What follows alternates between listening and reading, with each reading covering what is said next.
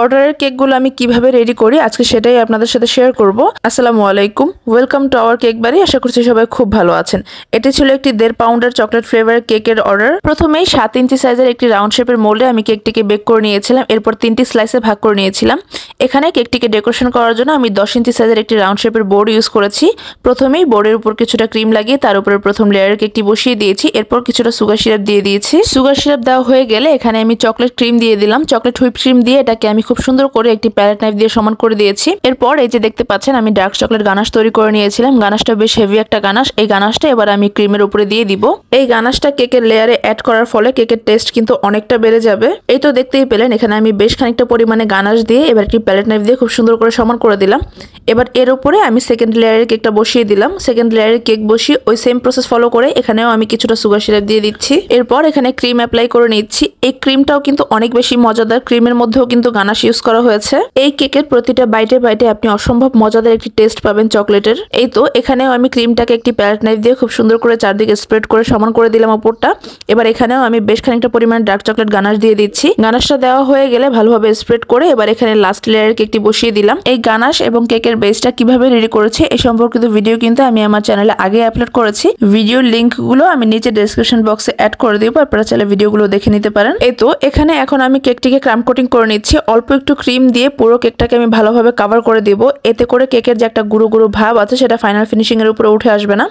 ক্রাম coating করার পরে কেকটিকে অবশ্যই ফ্রিজে নরমাল পোর্শনে 20 থেকে 30 মিনিটের জন্য সেট হতে রেখে দিতে হবে। এতে করে আপনি যখন ফাইনাল ফিনিশিং এর কাজটি করবেন তখন ফাইনাল ফিনিশিংটা অনেক সুন্দর, স্মুথ আর পারফেক্ট হবে। এই তো এখানে আমি কেকটিকে ক্রাম কোটিং করার পরে ফ্রিজে সেট হতে রেখেছিলাম। ফ্রিজ থেকে বের করে এবার এখানে আমি ফাইনাল লেয়ারের ক্রিম অ্যাপ্লাই করছি। যারা যারা আমার কাছে কেক অর্ডার করতে চান তারা আমার ফেসবুক পেজ কেক বাড়িতে ইনবক্স করতে পারেন। পেজের লিংকটা আমি নিচে ডেসক্রিপশন বক্সে অ্যাড করে দিব। সব ধরনের ফ্লেভার কেক পেয়ে যাবেন আমাদের কাছে। আপনারা আপনাদের পছন্দ মতন যে কোনো ধরনের ফ্লেভার এবং যে কোনো ধরনের ডিজাইনে কেক কাস্টমাইজ করেও নিতে পারবেন। আমরা শুধুমাত্র ঢাকা সিটির মধ্যেই কেক ডেলিভারি করে থাকি, এর বাইরে আমরা কেক ডেলিভারি করি না। যাই হোক, এই যে এখানে দেখতে পাচ্ছেন আমি কেকে ফাইনাল লেয়ার ক্রিম অ্যাপ্লাই করার পরে কেকটিকে ফিনিশিং দিয়ে দিচ্ছি। ফিনিশিং দেওয়ার জন্য প্রথম পর্যায়ে এখানে আমি একটি প্যালেট নাইফ ইউজ করেছি। প্যালেট নাইফ দিয়ে খুব সুন্দর করে হালকা হাতে চেপে চেপে ক্রিমটাকে ভালোভাবে স্প্রেড করে দিয়েছি চারদিকে। এরপরে উপরে যে এক্সট্রা ক্রিমটা উঠে এসেছিল সেটাকে আমি প্যালেট নাইফ দিয়ে সরিয়ে নিয়েছি। এবার এখানে একটি স্ক্র্যাপার দিয়ে আমি কেকে ফাইনাল ফিনিশিং দিব। স্ক্র্যাপার দিয়ে খুব সহজে স্মুথ ফিনিশিং আনা যায়।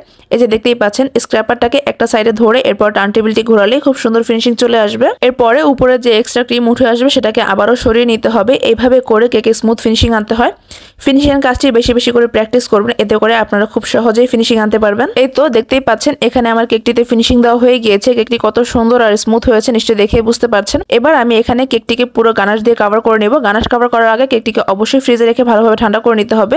এরপরে গানাশ দিতে হবে। এই যে এখানে আমি গানাশ দিয়ে দিলাম কেকের উপরে। গানাশ দেওয়ার পরে সাথে সাথে একটি প্যালেট নাইফ দিয়ে আমি গানাশটাকে ছড়িয়ে দিচ্ছি। গানাশ দেওয়ার পরে ফিনিশিং এর কাজটি খুবই দ্রুত করতে হবে, নাহলে খুব একটা ভালো ফিনিশিং দিতে পারবেন না।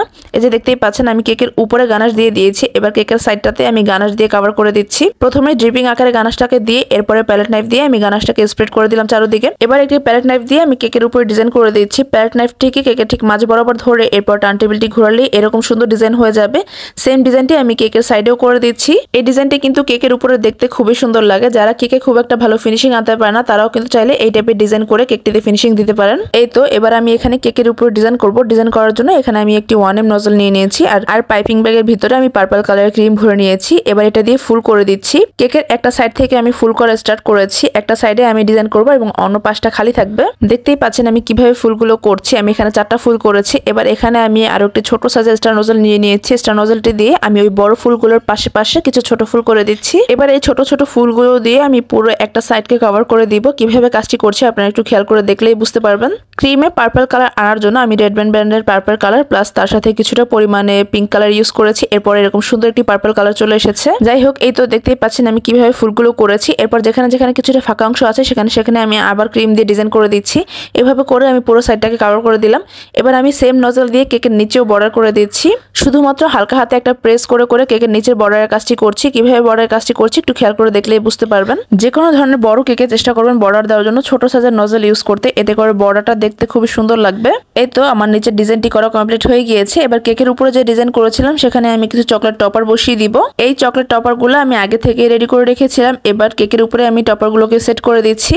3টা টপার বসাবো এখানে আমি, যে দেখতেই পাচ্ছেন টপার গুলো বসানো হয়ে গিয়েছে। এবার কেকের উপরে আমি কিছু সুগার বল অ্যাড করে দিচ্ছি। এখানে একদম 0 সাইজের হোয়াইট কালার এবং golden colour sugar ball use করছি। সুগার বলগুলো বসানো হয়ে গেলেই আমার কেকের ডিজাইনটি একদম কমপ্লিট হয়ে যাবে। কেকের ডিজাইনটা কিন্তু খুবই সিম্পল, কিন্তু দেখতে কিন্তু অনেক বেশি সুন্দর লাগছে কেকটি, এবং কেকের কালার কম্বিনেশনটাও কিন্তু অনেক বেশি সুন্দর। সামনাসামনি দেখতে আরো অনেক ভালো লাগছিল। ক্লায়েন্টও কিন্তু এই কেকটি অনেক বেশি পছন্দ করেছিল এবং রিভিউ কিন্তু অনেক ভালো ছিল এই কেকটির। আশা করব আজকের এই ভিডিওটি আপনাদের সবার ভালো লাগবে। ভালো লাগলে একটি করে লাইক, শেয়ার এবং কমেন্ট করে যাবেন। সেই সাথে আমার ইউটিউব চ্যানেলটিকে সাবস্ক্রাইব করতে ভুলবেন না। সবাই খুব ভালো থাকবেন। আল্লাহ হাফেজ সবাইকে।